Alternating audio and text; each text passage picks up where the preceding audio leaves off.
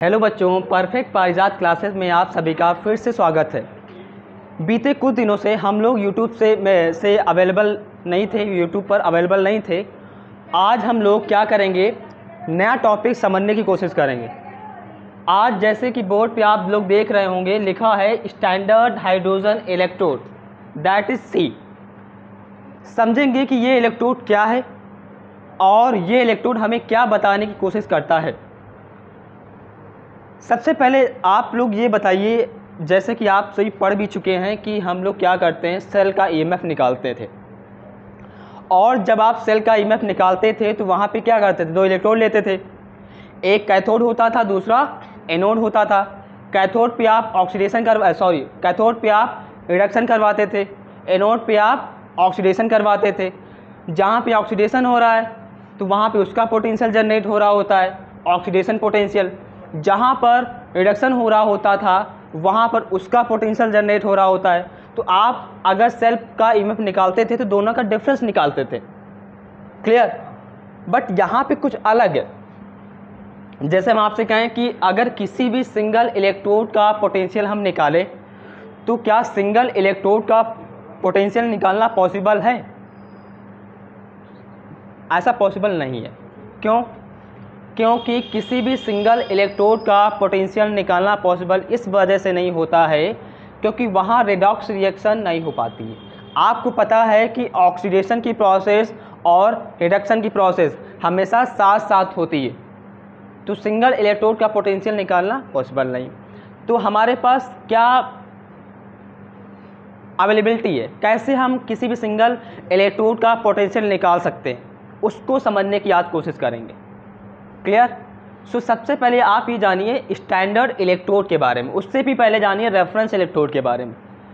भाई सिंपल सी बात है, हम क्लास में किसी भी दो बच्चों को जब कंपेयर करते हैं बाय दियर इंटेलिजेंस या बाय दियर मार्क्स, सो क्या भाई सिंपल सी बात है, कंपैरिजन जब करते हैं किसी भी दो चीज़ की बीच में, तो हमको वहाँ पे दो चीज़ें लेनी पड़ती। हम सपोज दैट हम पढ़ाई के बीच कंपैरिजन करना चाहते हैं, तो सिंपल सी बात है, अगर हम समझ रहे हैं कि हम पढ़ने में बहुत तेज़ हैं, अगर हम पढ़ने में तेज़ हैं तो किसके तुलना में तेज़ है या किसके कंपैरिजन में तेज़ है, किसी से तो हमको रेफरेंस करना होगा या किसी से भी तो हमारा कंपैरिजन होता होगा। ये चीज़ें तो कहने का मतलब है हमारा सिंपल सा ये कि आपको जब किसी भी सिंगल इलेक्ट्रोड का पोटेंशियल निकालना होता है तो आपको किसी रेफरेंस इलेक्ट्रोड की ज़रूरत पड़ती है। ठीक है, अब बात यह आती है कि रेफरेंस इलेक्ट्रोड क्या है। So we will try to understand. Reference electrode are those electrode that having their potential set to be zero. कहने का मतलब हमारा ये है कि ऐसे इलेक्ट्रोड होते हैं रेफरेंस इलेक्ट्रोड जिनको हम किसी भी सिंगल इलेक्ट्रोड का पोटेंशियल निकालने के लिए यूज़ करते हैं, या ऐसे कहें जिनका पोटेंशियल हम अपने अकॉर्डिंग सेट कर सकें। क्लियर?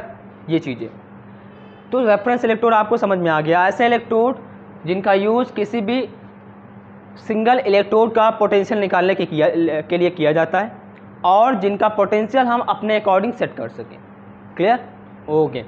सो जैसा कि यहाँ पे लिखा हुआ स्टैंडर्ड हाइड्रोजन इलेक्ट्रोड, सो सबसे पहले ये समझना है आपको स्टैंडर्ड इलेक्ट्रोड क्या होते हैं।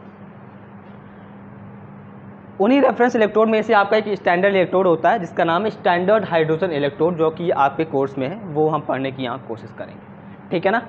सो स्टैंडर्ड इलेक्ट्रोड क्या होते हैं? एक स्टैंडर्ड इलेक्ट्रोड ऐसे इलेक्ट्रोड होते हैं जिनका यूज़ किसी भी सिंगल इलेक्ट्रोड का पोटेंशियल निकालने के लिए किया जाता है, या जिनका पोटेंशियल हम अपने अकॉर्डिंग सेट कर सकें, अपने अकॉर्डिंग मान करके हम सेट कर सकें जिनका पोटेंशियल, या जिनका पोटेंशियल स्वेच्छानुसार अपने अकॉर्डिंग हम जीरो मान लें, वो होते हैं स्टैंडर्ड इलेक्ट्रोड।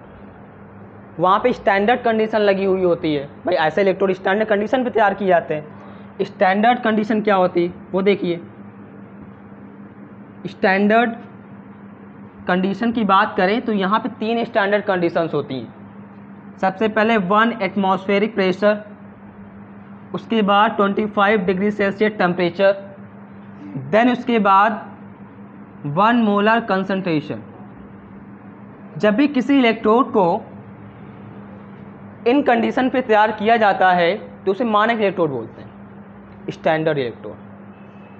ठीक है, ऐसे इलेक्ट्रोड जिनका यूज़ किसी भी सिंगल इलेक्ट्रोड का पोटेंशियल निकालने के लिए करते हैं हम लोग, और इनका पोटेंशियल हम अपने अकॉर्डिंग सेट कर सकें।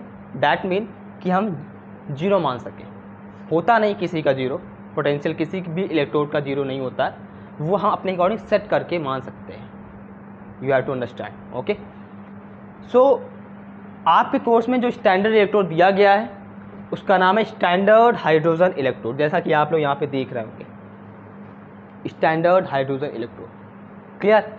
सो सबसे पहले इसका कंस्ट्रक्शन समझेंगे कि इस स्टैंडर्ड हाइड्रोजन इलेक्ट्रोड का कंस्ट्रक्शन कैसे होता है। ठीक है ना? सो नाम में आ रहा है स्टैंडर्ड, भाई सिंपल सी बात है, ऐसा इलेक्ट्रोड जो स्टैंडर्ड कंडीशन पे तैयार किया गया हो स्टैंडर्ड इलेक्ट्रोड कहलाता है। नाम में हाइड्रोजन आ रहा है, मतलब हाइड्रोजन इलेक्ट्रोड बना रहे हैं तो हाइड्रोजन हो गया। क्लियर? सो आप सभी ने जब इलेक्ट्रोड पढ़ा था तो हमने आपको बताया भी था कि जब इलेक्ट्रोड बनाते हैं तो हम जिस भी एक मेटल लेते थे और उसी मेटल को रॉड को उसी के मेटल सॉल्ट सॉल्यूशन में डिप कर देते हैं, ऐसा होता था। क्लियर? ये इलेक्ट्रोड बनाने का तरीका था। बट यहाँ पे आप हाइड्रोजन इलेक्ट्रोड बना रहे हो। अब हाइड्रोजन कोई छड़ या कोई रॉड तो है नहीं, ये गैस होती है। ठीक है, ओके, समझ गए। अब यहाँ पे जैसे सोल्यूशन आपको लेना होता है, HCl सोल्यूशन आपने लिया है 1 मोलर का, हाइड्रोजन गैस इसके अंदर बबल इन कर रहे हैं आप लोग, बबल इन मतलब इसके अंदर प्रोवाइड कर रहे हैं, तो 1 एटमॉस्फेरिक प्रेशर पे इसको बबल इन करते हैं। क्लियर? ये चीज़ें अब देखिए, सबसे पहले क्या करते हैं हम लोग, बीकर में सॉल्यूशन लेते हैं। सॉल्यूशन किस चीज़ का है? HCl, hydrochloric acid. That mean कि उस सॉल्यूशन में H+ आयन का कंसंट्रेशन, H+ की आयन होने चाहिए, क्योंकि हाइड्रोजन गैस ले रहे हैं। तो अगर हाइड्रोजन गैस लेना है तो सॉल्यूशन में H+ के आयन्स होने चाहिए। ठीक है ना? ये आप सॉल्यूशन कोई भी ले सकते थे, जरूरी नहीं कि HCl लिया, लेकिन ज़रूरी ये होता है कि वहाँ पे H+ के आयन्स होने चाहिए। क्लियर? आई होप इतनी बात आप लोग क्लियर होगी।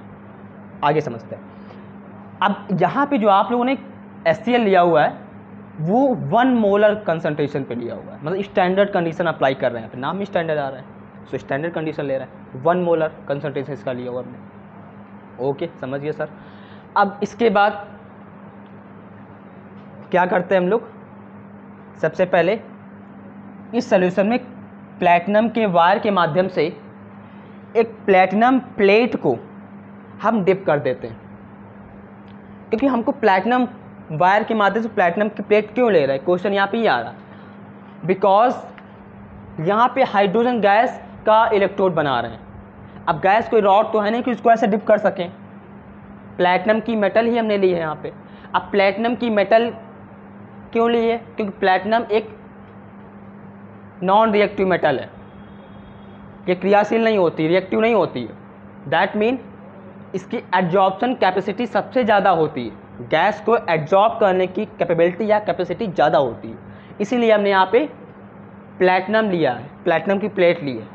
ठीक है, अब उस प्लैटिनम की वायर के माध्यम से प्लैटिनम प्लेट को जैसे हमने सोल्यूशन के अंदर डिप किया, उसको एक जार के माध्यम से बंद कर दिया, उसको जार से बंद कर दिया, जैसे आपको यहाँ दिखाई दे रहा होगा।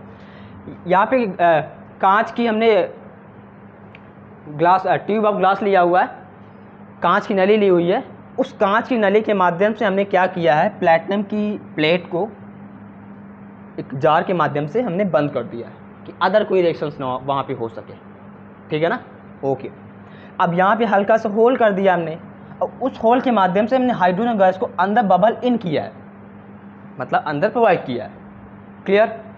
अब जो बबल इन किया हाइड्रोजन गैस वो 1 एटमॉस्फेरिक प्रेशर पे, by standard condition as I mention you. Okay, so 1 atmospheric pressure bubble बबल इन करते हैं हाइड्रोजन गैस को। अब यहाँ पे ध्यान देना ये ज़रूरी है कि आप जो हाइड्रोजन गैस को बबल इन कर रहे हो वो ड्राई होनी चाहिए। दैट मीन कि मतलब मॉइस्चर नहीं होना चाहिए, because hydrogen is very combustible gas, तुरंत आग पकड़ लेती है, तो सो दैट यहाँ पे ड्राई उसका गैस ड्राई होनी चाहिए, ये हमको मेंशन करना होता है, ड्राई होनी चाहिए और प्योर होनी चाहिए। प्योर होने का मतलब वहाँ पे कोई दूसरी गैस उसमें नहीं होनी चाहिए। अगर हाइड्रोजन बबल इन कर रहे हैं तो हाइड्रोजन ही वहाँ पे हाइड्रोजन गैस के ही पार्टिकल्स होने चाहिए, कोई दूसरी गैस के पार्टिकल नहीं होने चाहिए। क्लियर? ओके। सो बबल इन करते हैं हम लोग। यहाँ पे बबल इन करने के बाद जब गैस अंदर जाती है तो यहाँ पे इस प्लेटिनम की प्लेट पर एडजॉर्ब हो जाती है। आपको दिखाई दे रहा हो इस प्लेटिनम की प्लेट पर ऐसे से ये एडजॉर्ब हो गई, ठीक है। और इस प्लेटिनम की प्लेट पर आपको दिखाई दे रहा होगा ये एडजॉर्ब हो गई। यहाँ पे हमने ब्लैक कलर से कोटिंग करी हुई है, मतलब प्लेटिनम ब्लैक की कोटिंग करी है। वाई? क्वेश्चन ये आता है यहाँ पे, वाई? बिकॉज प्लेटिनम ब्लैक की कोटिंग करने से ये होता है कि प्लेटिनम की एडजॉर्प्शन की कैपेसिटी, गैस को एडजॉर्ब करने की कैपेसिटी और बढ़ जाती है। इस वजह से प्लेटिनम ब्लैक की कोटिंग करी जाती है। दैट्स इट, गुड, ठीक है, इतना समझ में आ गया। अब देखो भाई, सिंपल सी बात है, गैस यहाँ एडजॉर्ब हुई होगी तो सिंपल सी बात है, आपको पता है सोल्यूशन में H+ आयन है। अगर एडजॉर्ब हुई तो सिंपल सी बात, यहाँ के H+ आयन, यहाँ के हाइड्रोजन इस सोल्यूशन में H+ आयन के फॉर्म में आ रहे होंगे। यहाँ का H+ आयन इस प्लेटिनम के प्लेट पर एडजॉर्ब हो रहा होगा, मतलब यहाँ सेल रिएक्शन हो रही होगी। अब सेल रिएक्शन कितने टाइप की हो रही होंगी वो देखिए भाई, दो ही टाइप की सेल रिएक्शन होती हैं, या तो ऑक्सीडेशन या फिर रिडक्शन। अगर ऑक्सीडेशन हो रहा होगा तो लॉस ऑफ इलेक्ट्रॉन हो रहा होगा, मतलब यहाँ पे जो हाइड्रोजन गैस है ये 2H+ के आयन के फॉर्म में आ रही होगी सोल्यूशन में, और 2 इलेक्ट्रॉन लूज कर रही होगी। लॉस ऑफ इलेक्ट्रॉन क्या कहलाता है? हाइड्रोजन सॉरी ऑक्सीडेशन कहलाता है। तो ये एक रिएक्शन हो रही होगी वहाँ पे, इसका नाम होता है ऑक्सीडेशन। ओके, समझ गया। देन नेक्स्ट सेल रिएक्शन क्या हो सकती है? रिडक्शन, ठीक है। अगली जो सेल रिएक्शन हो सकती है वो जस्ट इसका अपोजिट है, gain of electron is known as reduction, ठीक है। तो यहाँ पे 2H+ आयन सोल्यूशन से इलेक्ट्रॉन को एक्सेप्ट करके हाइड्रोजन के फॉर्म में इस पर डिपॉजिट हो रहे होंगे इस प्लेट पर, तो वहाँ पे रिडक्शन हो रहा होगा, जैसा कि दिखाई दे रहा है आपको। यहाँ पे 2H+ आयन 2 इलेक्ट्रॉन यहाँ पे गेन करते हैं और गेन करके वो हाइड्रोजन गैस के फॉर्म में कन्वर्ट हो जाते हैं, ठीक है। तो यहाँ पे क्या हो रहा है? रिडक्शन हो रहा है। तो सेल रिएक्शन हमने देख ली, इतना आप लोग को आई होप समझ में आया है। अब क्या हो सकता है? ये तो कंस्ट्रक्शन एंड वर्किंग देख लिया, क्लियर। अब सेल रिएक्शन तो होगी, अब इस सेल को रिप्रेजेंट कैसे करेंगे? जब आप पूरी सेल को रिप्रेजेंट कर रहे थे तो कहाँ से स्टार्ट कर रहे थे? रॉड, फिर सोल्यूशन, फिर सॉल्ट ब्रिज, फिर रॉड, फिर सोल्यूशन। ऐसे जब कंप्लीट सेल को रिप्रेजेंट करना होता है तब ऐसे रिप्रेजेंट करते हैं। भाई कंप्लीट सेल कैसे बनता है? ऐसे बनाते थे आप लोग, रॉड लेते थे, 2 बीकर लेते थे, 2 बीकर में 2 इलेक्ट्रोड तैयार करते थे, दोनों इलेक्ट्रोड को ऐसे जॉइन किसी कंडक्टिव वायर से जोड़ देते थे और बीच में लगाते थे सॉल्ट ब्रिज। तो अब इस जैसे इस सेल को रिप्रेजेंट, ये हो गया सेल, कंप्लीट सेल। इस सेल को अगर रिप्रेजेंट करना होता तो कैसे रिप्रेजेंट करते हो? सबसे पहले रॉड से स्टार्ट करते हैं, रॉड फिर सोल्यूशन, फिर सॉल्ट ब्रिज, फिर रॉड, फिर सोल्यूशन। ऐसे कंप्लीट सेल को रिप्रेजेंट किया जाता है। अगर हमको किसी हाफ सेल को रिप्रेजेंट करना हो तो कैसे करेंगे वो देखिए आप लोग। तो यहाँ पे हाफ सेल रिप्रेजेंटेशन कैसा होगा वो देख सकते हैं। हाफ सेल, इसको यहाँ पे लिख दे रहा है, ठीक है।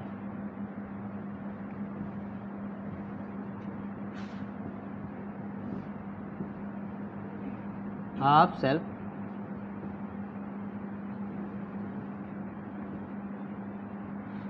रिप्रेजेंटेशन, ओके, ठीक है। अब इस हाफ सेल को कैसे रिप्रेजेंट करेंगे? सबसे पहले आप यहाँ रॉड से नहीं, क्योंकि रॉड से नहीं स्टार्ट करेंगे, हाफ सेल में रॉड से नहीं स्टार्ट करते हैं, यहाँ पे सोल्यूशन से स्टार्ट करते हैं। सोल्यूशन में क्या है आपका? H+ का आयन है, ठीक है। तो H+ का आयन लेंगे, 2H+ ion, in contact hydrogen है। क्या है? हाइड्रोजन यहाँ पे गैस है, और जो गैस है वो उस गैस का एटमॉस्फेरिक प्रेशर कितना है, 1 atm है, मेंशन करेंगे हम लोग यहाँ पे। जो सोल्यूशन है वो क्या है, उसका कंसंट्रेशन क्या होता है, 1 मोलर, ऐसे मेंशन कर देते हैं। अब ये हाइड्रोजन गैस है किसके कॉन्टैक्ट, किसमें एडजॉर्ब हुई थी, प्लेटिनम की मेटल पर एडजॉर्ब हुई थी, तो उसको भी मेंशन करना यहाँ पे ज़रूरी होता है, क्योंकि प्लेटिनम की मेटल सॉलिड होती है, ऐसे सॉलिड मेंशन कर दिया। इसे बोलते हैं हाफ सेल रिप्रेजेंटेशन, ठीक है। तो जब भी हाफ सेल को आप रिप्रेजेंट करोगे तो आप सोल्यूशन से स्टार्ट करोगे। सोल्यूशन में H+ क्या है ना, ऐसे मेंशन किया। इन कॉन्टैक्ट, इस लाइन का मतलब क्या होता है, इस लाइन का मतलब होता है इन कॉन्टैक्ट। क्या मतलब होता है, इन कॉन्टैक्ट, मतलब किसके कॉन्टैक्ट में है ये सोल्यूशन, हाइड्रोजन कॉन्टैक्ट में, तो हाइड्रोजन लिखा, गैस है गैस लिख दिया। अब उसका एटमॉस्फेरिक प्रेशर क्या है वो हम यहाँ पे मेंशन कर देते हैं। अब भाई ये गैस किस मेटल पर एडजॉर्ब हुई है उसको भी मेंशन करना होता है, प्लेटिनम पे एडजॉर्ब हुई है, ऐसे मेंशन कर दिया। सो होपफुली ओवरऑल आप लोगों को समझ में आया कि स्टैंडर्ड हाइड्रोजन इलेक्ट्रोड क्या है। सो इस इलेक्ट्रोड का use as a reference electrode करते हैं किसी भी सिंगल इलेक्ट्रोड का पोटेंशियल निकालने के लिए। क्लियर? हाँ। अब जैसे सपोज दैट हमको किसी, जैसे कॉपर ले लिया, कॉपर का रिडक्शन पोटेंशियल निकालना है, तो कॉपर, जैसे आप सेल रिएक्शन बना रहे थे ऐसे, तो कॉपर क्या करता है, कॉपर क्या करना पसंद करता है, रिडक्शन। तो कॉपर को कैथोड बनाएंगे और हाइड्रोजन इलेक्ट्रोड को एनोड बनाएंगे, ऐसे सेट कर देते हैं। अगर हमको ऑक्सीडेशन पोटेंशियल निकालना है तो जिंक की रॉड लेते हैं, जिंक का ऑक्सीडेशन पोटेंशियल निकालने के लिए जिंक की रॉड को एनोड पे सेट करेंगे और हाइड्रोजन को कैथोड बना देंगे, ऐसे। क्योंकि इसका जो सेल पोटेंशियल होता है वो 4.44 वोल्ट होता है, 4.44 वोल्ट होता है, जीरो नहीं बोलना है। बट एक प्रकार का स्टैंडर्ड इलेक्ट्रोड है, रेफरेंस इलेक्ट्रोड है, तो हम अपने अकॉर्डिंग क्या करते हैं, इसका जो E0 सेल की वैल्यू होती है वो 0 वोल्ट मान लेते हैं, क्योंकि स्टैंडर्ड इलेक्ट्रोड है, वैल्यू होती नहीं है। लेकिन आप लोगों को समझना क्या, इसकी वैल्यू को हम 0 मान लेते हैं, सेट करना पड़ता है ना, 0 मान लेते हैं क्योंकि स्टैंडर्ड इलेक्ट्रोड है। क्लियर? रेफरेंस इलेक्ट्रोड है इस वजह से। सो होपफुली बच्चों आप लोगों को ये वीडियो अच्छे से समझ में आया होगा कि स्टैंडर्ड इलेक्ट्रोड क्या है और क्या इसका यूज़ होता है, ठीक है। So today we have to understand about standard hydrogen electrode and its working. Clear? So hopefully आप लोग को समझ में आ गया है। Please like, share and subscribe. Okay, so take care, goodbye.